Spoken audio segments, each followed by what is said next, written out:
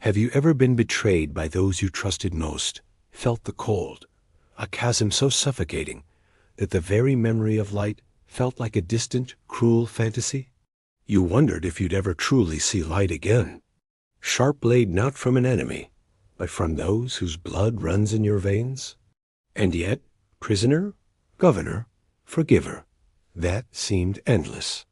Amidst the ashes of despair, divinely orchestrated, did a stubborn ember of hope ever refuse to die, the echoes of your struggles finding resonance in his remarkable life? A silent whisper suggesting that even your deepest wounds might hold a hidden purpose. Have you ever faced a moment so profoundly dark? Today, you'll hear the extraordinary story of a man who lived through this and triumphed. A boy brutally sold by his own brothers, stripped of everything he knew and loved. A seemingly insignificant slave who rose, against all odds, to save an entire nation from certain destruction.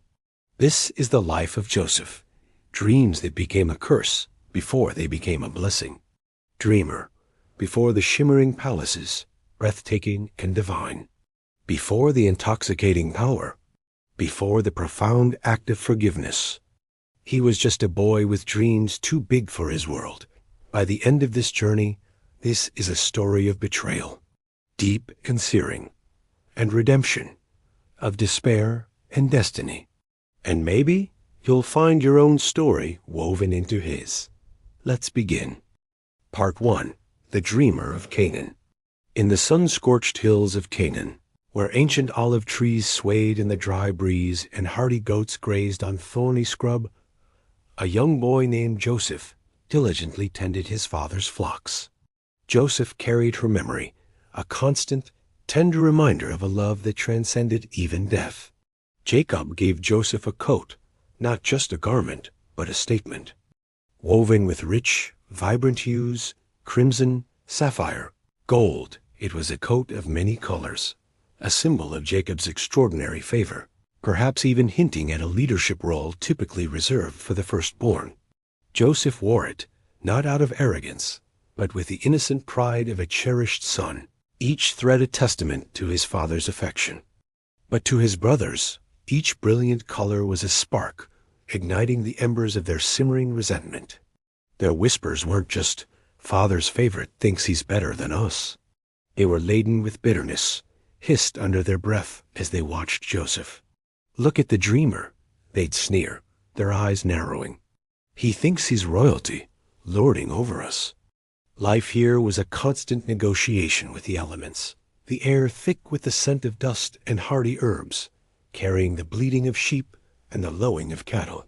Joseph, at 17, was the 11th of Jacob's 12 sons, born to a patriarch whose lineage traced directly back to Abraham, God's chosen man.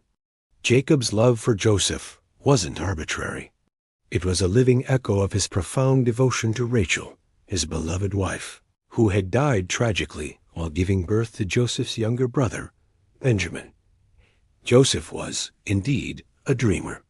At night, under a sky blazing with countless stars, his mind soared. His dreams weren't fleeting images. They were vivid, almost prophetic visions. He saw not just sheaves, but his brothers' sheaves, heavy with grain, bowing in humble submission to his own, which stood tall and upright. Then came the celestial vision, the very sun, moon, and 11 stars themselves bending low before him. He recounted these, his voice bright with youthful excitement, completely oblivious to the venomous fury he was stirring. "Will you indeed reign over us, or have dominion over us?" Their voices dripped with scorn, their hands clenching into fists, barely restraining their rage. Jacob frowned, sensing the danger, yet kept the profound dreams tucked away in his heart, pondering their meaning. In a land where family solidarity was the bedrock of survival, where lineage and loyalty were paramount, this overt favoritism and Joseph's audacious dreams created a dangerous fissure. The air around their camp in Canaan didn't just crackle with tension. It thrummed with a palpable sense of foreboding. These dreams, truly divine revelations, were seeds of a magnificent destiny. But to his brothers, they were unforgivable insults, setting the stage for an act of betrayal that would echo through generations. Part 2. Betrayed and sold. One day, Jacob sent Joseph to check on his brothers, who were herding flocks far off in Dothan. The sun beat down on Joseph as he walked, the long trek from Hebron to Dothan a testament to his obedience. The vibrant fabric of his coat, a stark contrast against the dusty, barren hills, fluttered like a distant flag, announcing his approach long before his youthful figure became clear.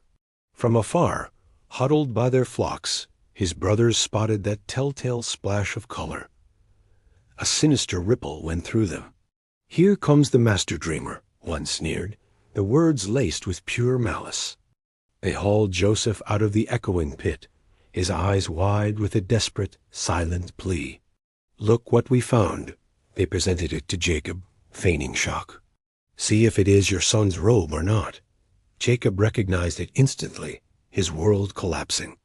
A guttural wail tore from his throat, a sound of profound anguish that echoed through their tents. "It is my son's robe. A wild beast has devoured him." Joseph is without doubt torn to pieces. He tore his own clothes, put on sackcloth, and mourned his beloved son for many days, refusing all comfort, his heart utterly shattered. Meanwhile, Joseph, desolate and alone, trudged through the relentless desert, his future a terrifying, uncertain shadow. For a mere 20 pieces of silver, less than a slave's price, they exchanged their brother for coin. The ropes bit into his wrists as the traders bound him, leading him away, his every step a forced march towards an unknown, terrifying future in a foreign land. His dreams, once so vibrant, now seemed like cruel taunts, lost in the shimmering heat haze of the desert. His pleas, full of confusion and terror, were met with cold, hard stares. They ripped off the beloved coat, its vivid colors now tragically stained with the dust of their cruelty. Then, with brutal indifference, they cast him into a dry, desolate cistern, a dark, echoing void where his desperate cries were swallowed by the rough stone walls, leaving him alone with the suffocating silence and the rising tide of fear. "Let's finish this now," another hissed. "Kill him, throw him into a pit, and we'll tell our father a wild beast devoured him." These seasoned traders, their faces weathered by desert winds, were laden with exotic spices, balm, myrrh, and frankincense, destined for the markets of Egypt. Judah, seeing an opportunity to profit and avoid direct bloodshed, spoke up. "What profit is it if we kill our brother and conceal his blood? Come, let us sell him to the Ishmaelites, and let not our hand be upon him, for he is our brother, our own flesh. Then we'll see what becomes of his grand dreams." Reuben, the eldest, though often flawed, still harbored a flicker of conscience. "No, let's not shed blood," he pleaded, his voice a strained whisper, hoping to secretly rescue Joseph later. "Let's just throw him into this pit here in the wilderness, but lay no hand on him." His words, born of a desperate attempt to mitigate their sin, inadvertently led to an even crueler fate. As Joseph, innocent and unsuspecting, drew near with a hopeful smile, they ambushed him. Not long after, as they casually ate their bread, oblivious to Joseph's terror, the rhythmic jingle of camel bells announced the approach of an Ishmaelite caravan. They agreed, their greed overriding any last vestiges of family loyalty. Back in Canaan, the brothers stained Joseph's coat with goat's blood, crafting a cruel deception. "Look what we found." They presented it to Jacob, feigning shock. "See if it is your son's robe or not." Jacob recognized it instantly, his world collapsing. A guttural wail tore from his throat, a sound of profound anguish that echoed through their tents. "It is my son's robe. A wild beast has devoured him." Joseph is without doubt torn to pieces. He tore his own clothes, put on sackcloth, and mourned his beloved son for many days, refusing all comfort, his heart utterly shattered. Meanwhile, Joseph, desolate and alone, trudged through the relentless desert, his future a terrifying, uncertain shadow. Part 3. A slave in Egypt. Egypt was a land of staggering contrasts, endless. Golden sands meeting the life-giving emerald ribbon of the Nile. Its cities, bustling with people, were monuments of mud-brick homes rising beside colossal, awe-inspiring temples and towering palms that scraped the cerulean sky.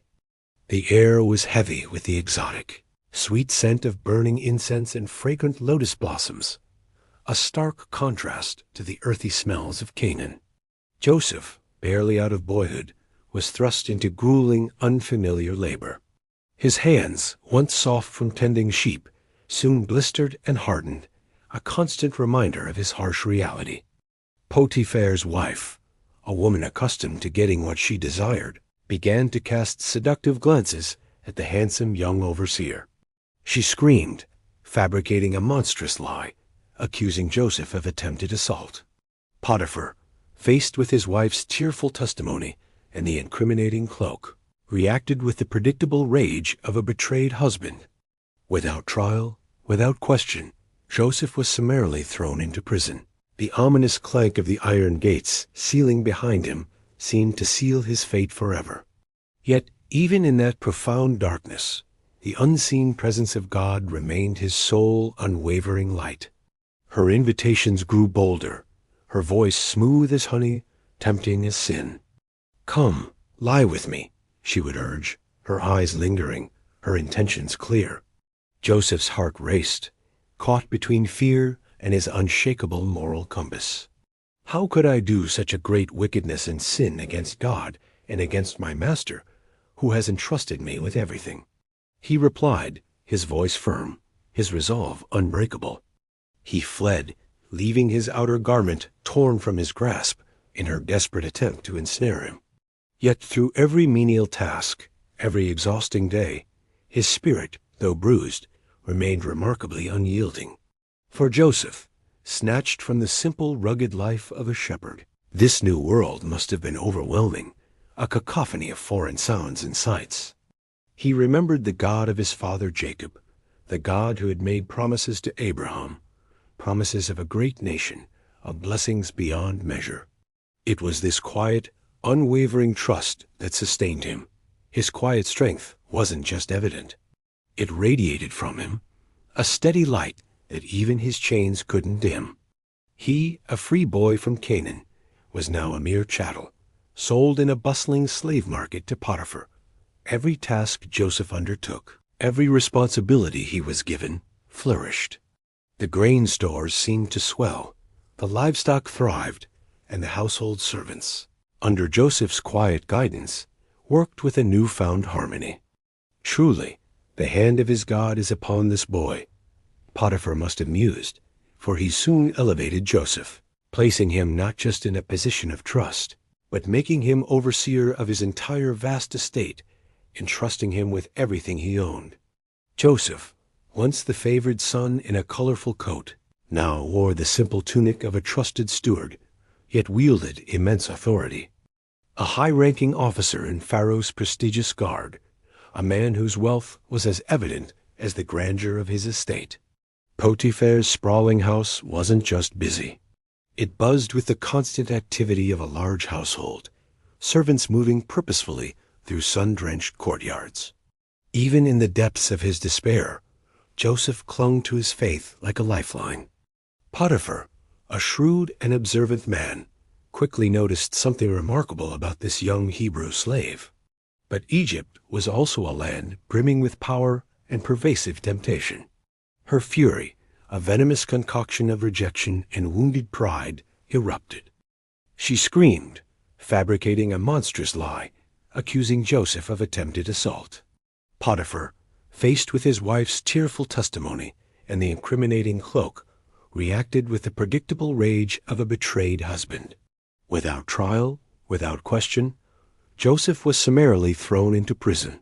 The ominous clank of the iron gates sealing behind him seemed to seal his fate forever. Yet, even in that profound darkness, the unseen presence of God remained his sole, unwavering light. Part 4. Hope in the Dungeon. The king's prison was not just a pit. It was a living tomb, its massive stone walls perpetually damp with the chill of despair, its air thick and stagnant, reeking of mold, fear, and hopelessness. Joseph, now chained among common criminals, thieves, rebels, and outcasts, felt the crushing weight of utter abandonment. His vibrant dreams of bowing sheaves and stars now seemed like cruel, mocking taunts, mere echoes in the suffocating silence. One fateful night, both men were deeply troubled by vivid, perplexing dreams. The cupbearer described a vine with 3 branches, quickly budding, blossoming, and producing ripe grapes, which he pressed into Pharaoh's cup. The baker recounted seeing 3 baskets of white bread on his head, with birds eating from the uppermost basket. They awoke, their brows furrowed with anxiety, for dreams in ancient Egypt were often believed to be omens. Yet, remarkably, he did not shatter. His spirit, though tested to its very limits, held firm. When they explained their baffling dreams, Joseph, with humble reverence, responded, "Do not interpretations belong to God? Please tell them to me." He listened intently, and then, guided by divine insight, he revealed their fates. "In 3 days you, cupbearer, will be restored to your position," he prophesied. "But remember me when it is well with you." To the baker, his voice heavy with solemnity, he warned, "The birds mean death." 3 days later, just as Joseph had foretold, the cupbearer was indeed freed, restored to Pharaoh's side, while the baker met his grim end. Joseph's extraordinary gift was undeniably true, yet, tragically, the grateful cupbearer, caught up in his newfound freedom, completely forgot the young Hebrew who had given him hope, leaving Joseph to languish in the dim shadows of the prison, his hope tested, but remarkably, still unbroken. He clung to his faith with an unshakable grip, his prayers whispered not in despair, but in quiet, persistent hope, rising like smoke through the dungeon's gloom. The jailer, a hardened man whose eyes reflected the weariness of years, spent amidst human misery, couldn't help but notice Joseph's unusual demeanor, his calm strength, his unwavering integrity. Impressed, he soon placed Joseph not just as a trusted prisoner, but as the overseer of all the other inmates, their chains rattling under his gentle yet firm care. Joseph served, his hands tending to the needs of the broken, his words offering quiet kindness, even in a place where hope was a forgotten word. It was here that 2 high-ranking officials from Pharaoh's court arrived, the chief cupbearer and the chief baker, both accused of offenses against the king. One fateful night, both men were deeply troubled by vivid, perplexing dreams. The cupbearer described a vine with 3 branches, quickly budding, blossoming, and producing ripe grapes, which he pressed into Pharaoh's cup. The baker recounted seeing 3 baskets of white bread on his head, with birds eating from the uppermost basket. They awoke, their brows furrowed with anxiety, for dreams in ancient Egypt were often believed to be omens. Joseph, observing their distress, approached them with genuine compassion. "Why are your faces so sad today?" he asked. When they explained their baffling dreams, Joseph, with humble reverence, responded, "Do not interpretations belong to God? Please tell them to me." He listened intently, and then, guided by divine insight, he revealed their fates. "In 3 days you, cupbearer, will be restored to your position," he prophesied. "But remember me when it is well with you."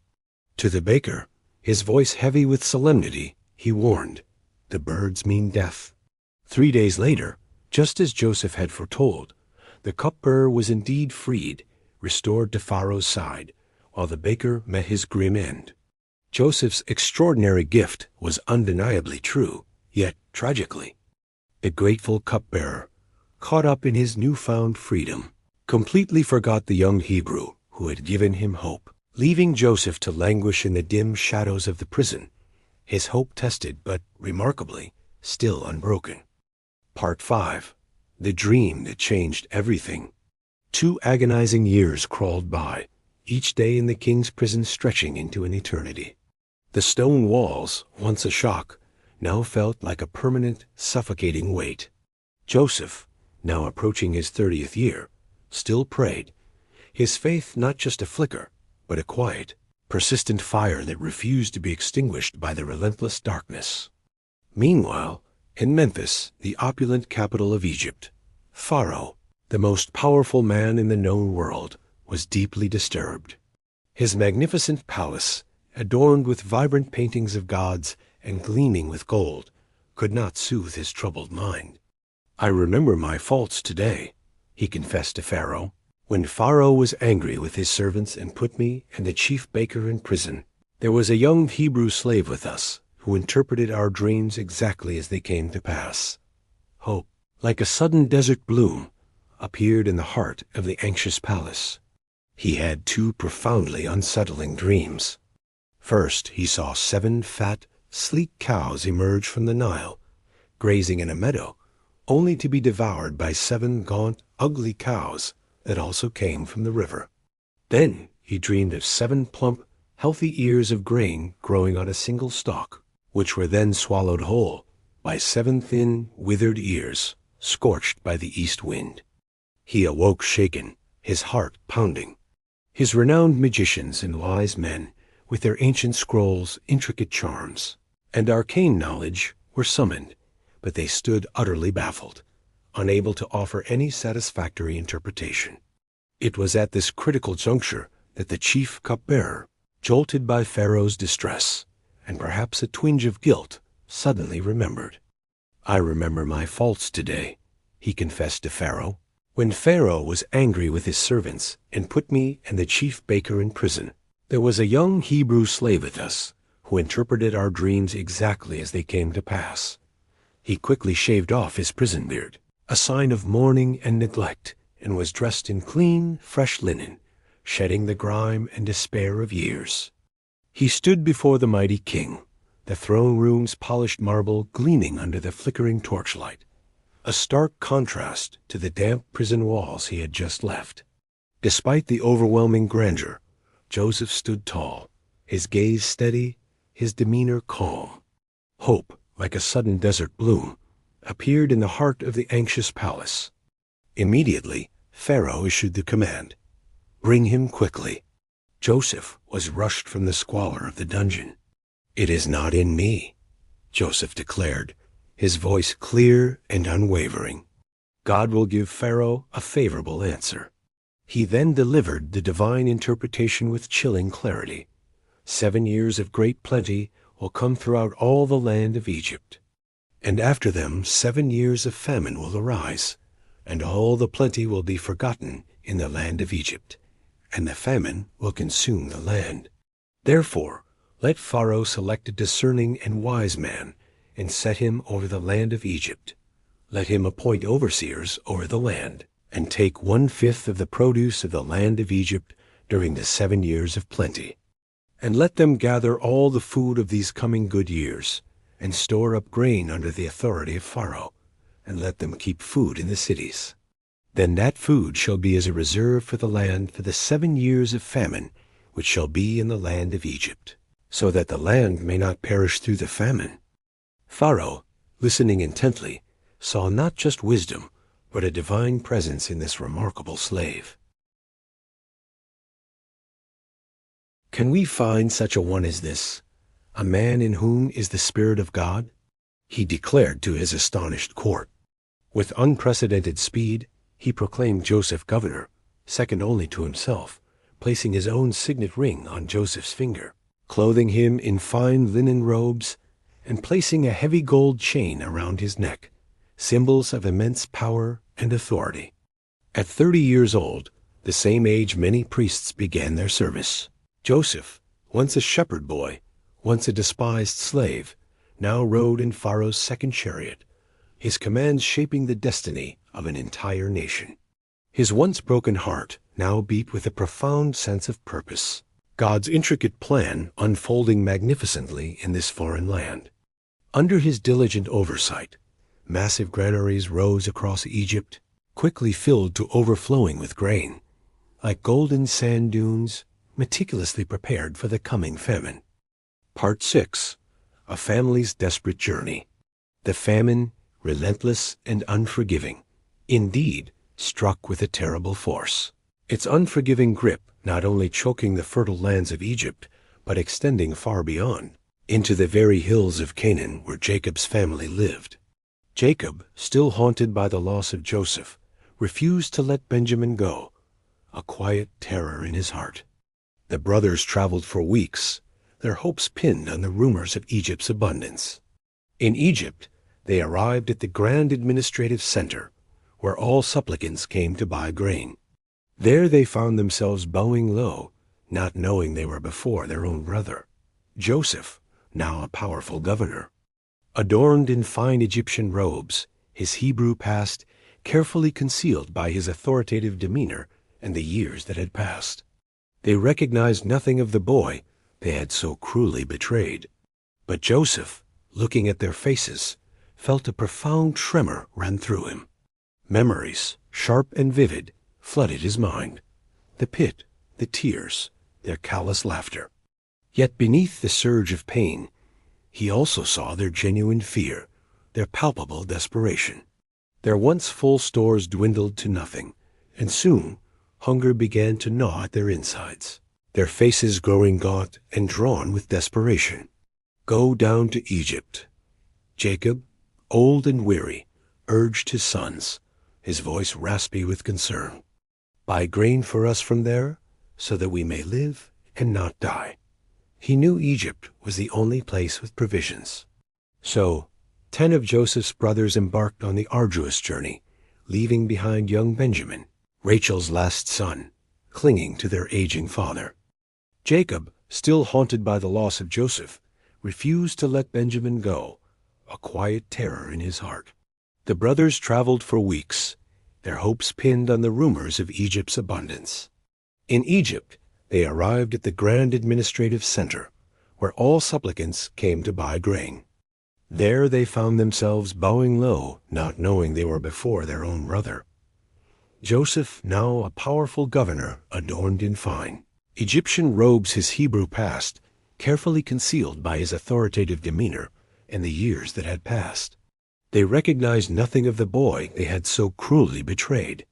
But Joseph, looking at their faces, felt a profound tremor run through him. Memories, sharp and vivid, flooded his mind. The pit, the tears, their callous laughter. Yet, beneath the surge of pain, he also saw their genuine fear, their palpable desperation. He deliberately spoke to them through an interpreter, his voice intentionally sharp, concealing the turmoil in his heart. "You are spies," he accused, his gaze piercing. "You have come to see the nakedness of the land." The brothers, terrified and bewildered, protested vehemently. "No, my lord, but your servants have come to buy food. We are all sons of one man.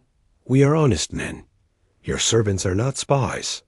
Joseph, his eyes subtly searching their faces for any sign of remorse or change, pressed his test further. He demanded they bring their youngest brother Benjamin to prove their story, holding Simeon as a hostage in the interim. The brothers returned to Canaan, their hearts heavy with a fresh burden of anxiety. Simeon's chains a stark, chilling reminder of the unknown fate awaiting them. Jacob's anguish was unbearable. "You have bereaved me of my children. Joseph is no more, and Simeon is no more, and now you would take Benjamin." He wailed, tears streaming down his aged face. "All these things are against me." He adamantly refused to send Benjamin, his last cherished link to Rachel. "My son shall not go down with you, for his brother is dead, and he alone is left. If harm should befall him on the journey that you are taking, then you would bring my gray hair down to Sheol in sorrow." But the unrelenting grip of famine tightened, the gnawing hunger a more potent force than Jacob's fear. With a heart torn in two, and after Judah's solemn pledge, he finally, reluctantly, consented to let Benjamin go, his whispered prayers trailing them like the dust clouds from their journey. Part 7. A Test of Hearts. The brothers, their sacks replenished with grain and their hearts heavy with trepidation, made the long journey back to Egypt, Benjamin now among them, his youthful face a poignant mirror of Joseph's own lost youth. Joseph, seeing his mother's youngest son for the first time in over 2 decades, felt a powerful ache in his chest, a wave of bittersweet emotion threatening to overwhelm him. As they prepared to depart, Joseph orchestrated a final, crucial trial. He secretly instructed his steward to fill their sacks with grain and return their money, but to place his prized silver divination cup, a symbol of his authority, into Benjamin's sack. As the brothers left, relief washing over them, Joseph's guards intercepted them, their voices harsh with accusation.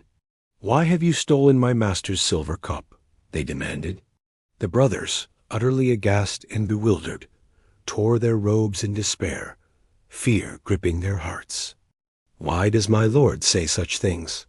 Far be it from your servants to do such a thing," they cried, offering to die if the cup was found among them. Yet he maintained his stern facade. He welcomed them to his own magnificent house, a gesture that further bewildered and intimidated his brothers. A lavish feast was spread, tables laden with ripe dates, freshly baked bread, and the rich aroma of roasted meat filling the air.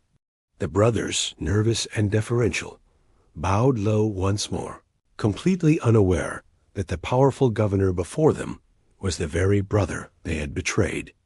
Joseph's eyes welled, but he masterfully hid his tears, his adopted role a mask for the profound emotion churning within him. His testing, however, was not yet complete.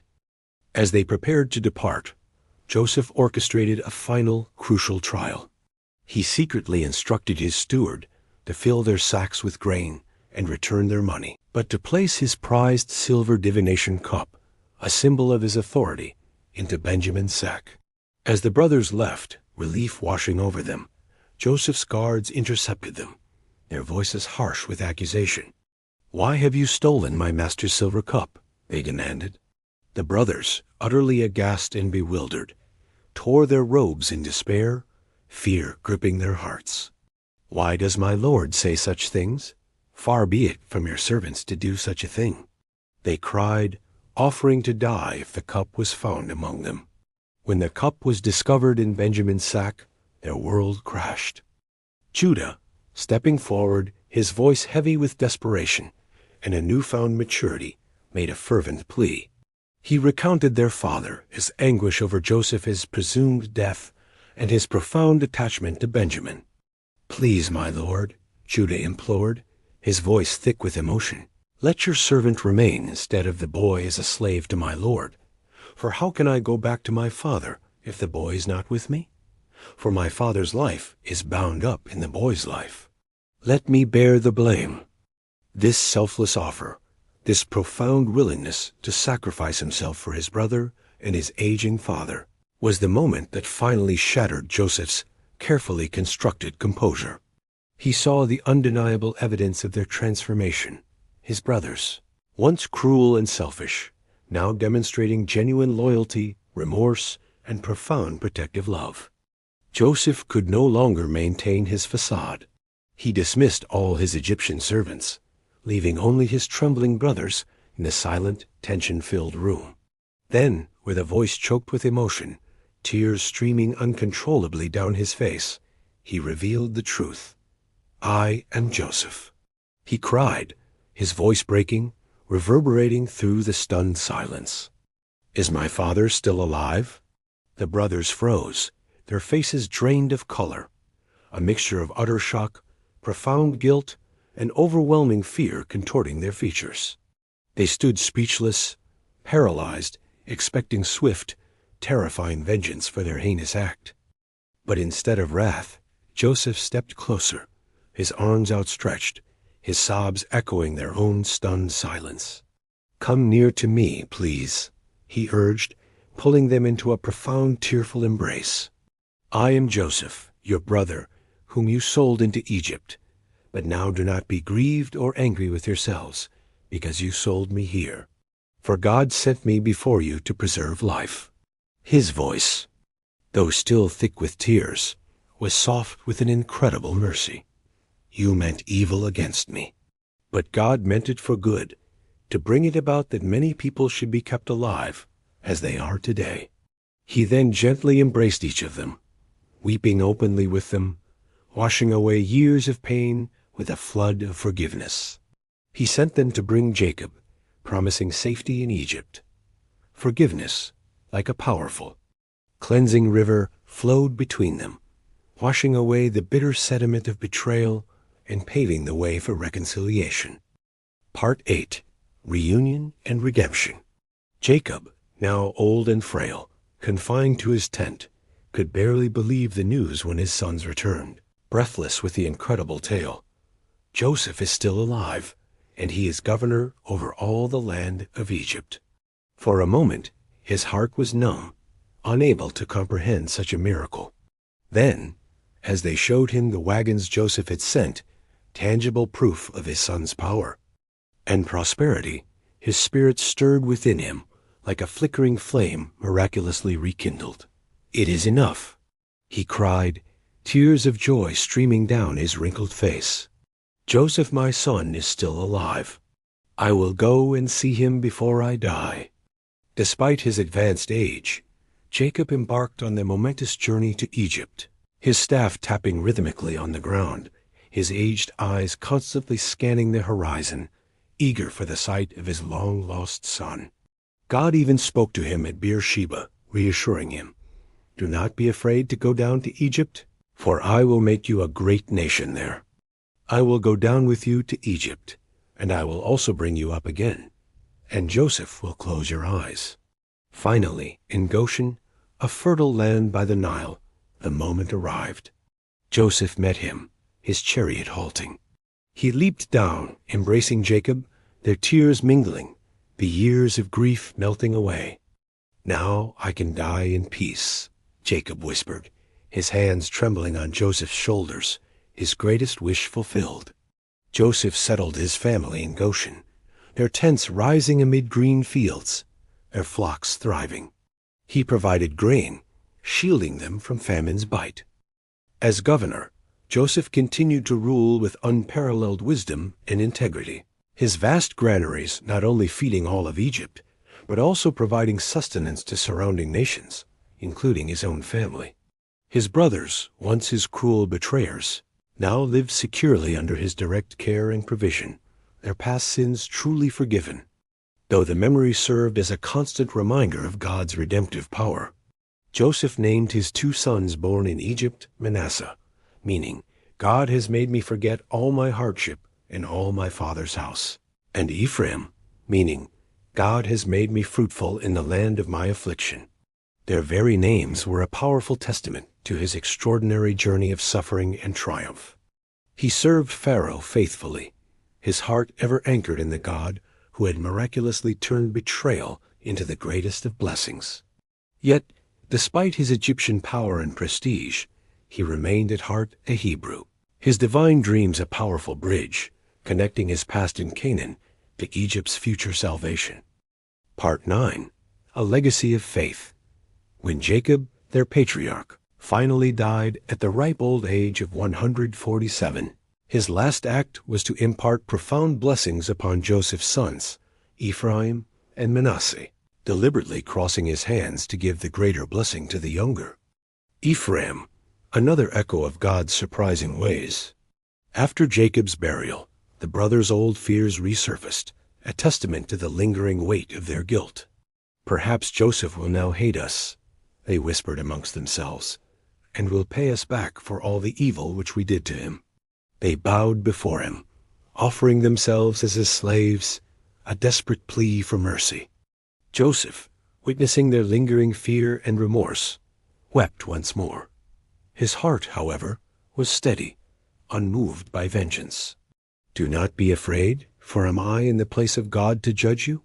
He gently reassured them, his voice full of unwavering love. "You meant evil against me, but God meant it for good, to bring about that many people should be kept alive as they are today. So now do not fear. I will provide for you and your little ones." His love was not a fleeting emotion, but a profound, deliberate choice, painstakingly forged through years of unimaginable pain and betrayal. This act of grace was a testament to his character and God's work in his life. Joseph lived to be a remarkable 110 years old, his hair eventually white with age, yet his eyes still bright with an unwavering faith in the God of his fathers. As his own death neared, he gathered his family, his voice soft but firm, with a final profound prophecy. God will surely visit you and bring you out of this land, to the land of which he swore to Abraham, to Isaac, and to Jacob. He then made them promise, an oath binding future generations. When God visits you, you shall carry up my bones from here.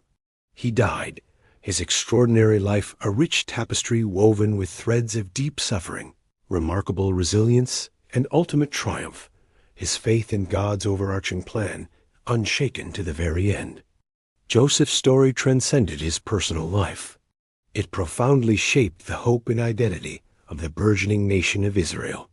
His radical forgiveness mirrored the incredible, undeserved grace of God, and his improbable rise from pit to palace became an enduring sign of divine purpose in even the most dire circumstances. His life, meticulously preserved in the ancient scrolls of Genesis, spoke volumes to generations to come. God, in his infinite wisdom and power, can intricately weave even the most heinous acts of betrayal into his glorious redemptive plan. His dreams, once mocked as arrogant boasts, became the very salvation of an entire nation, and his heart remained a radiant beacon of mercy and unwavering trust in God's ultimate good. Part 10. Lessons from Joseph's life. Joseph's story is a mirror for our souls, a tale of betrayal, resilience, and profound redemption. His life teaches us. Forgiveness heals. Joseph's journey is a powerful testament to the liberating power of forgiveness. He chose to forgive his brothers, not just outwardly, but truly, deeply in his heart, despite their heinous act of selling him into slavery. This wasn't a one-time decision, but a process leading to profound healing. When someone has hurt you, a friend, a family member, a colleague, the bitterness can consume you. Joseph's life urges us to release that resentment, to find profound peace not in vengeance, but in extending grace, just as he did. Perseverance in pain. From the suffocating darkness of the pit to the dehumanizing chains of slavery and the unjust confines of prison, Joseph never abandoned his trust in God. He persevered, believing that even in the most desolate moments, God was present and purposeful. When you face your own moments of intense hardship, whether it's profound loss, crushing rejection, or seemingly insurmountable obstacles, Joseph's story is a profound reminder to hold on, to believe that even from the depths of your pain, a greater purpose can, and often will, emerge. Use your gifts. Joseph's unique ability to interpret dreams, a gift from God, wasn't just for his personal benefit. It saved an entire nation from starvation. His talents, though initially misunderstood, ultimately served a divine purpose. When life feels incredibly unfair, a devastating setback, a wrongful accusation, a sharp turn you didn't anticipate, Joseph's life whispers a powerful truth. Trust. Trust that God can orchestrate even the darkest experiences, transforming them, weaving them into a grander, redemptive plan that you may not yet fully comprehend. What talents or unique qualities do you possess, whether it's kindness, creativity, strategic thinking, or a listening ear? Joseph's life encourages us to recognize and utilize these gifts, not just for personal gain, but to serve and uplift others, knowing that even seemingly small abilities can have far-reaching impact. Trust God's plan. The ultimate irony of Joseph's story is that the very betrayal intended for evil was precisely what led him to Egypt, positioning him to save countless lives, including those of his own family.